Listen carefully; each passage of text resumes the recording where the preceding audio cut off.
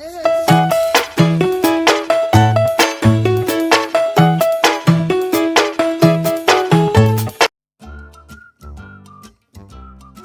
a time, there's a boy. Their name is Puri. She's want to learn to study. But then Daddy is busy working in the Starbucks.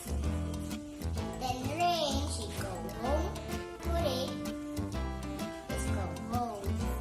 She want to eat an apple, but now it's raining. She said because she don't eat apple, she go a room.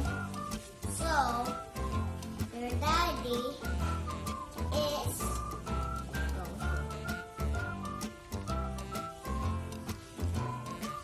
There's a red towel and shirt here. Very she sit behind the shirt and the towel. But Daddy needs a rest. Sometimes it stop raining. So Puri go out. Just wanna eat the apple. Now she come now.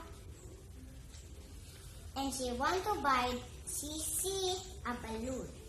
She's tell Dad, and she want to buy a balloon.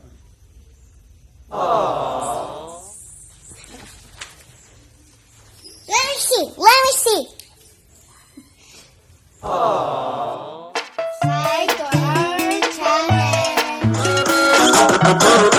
channel.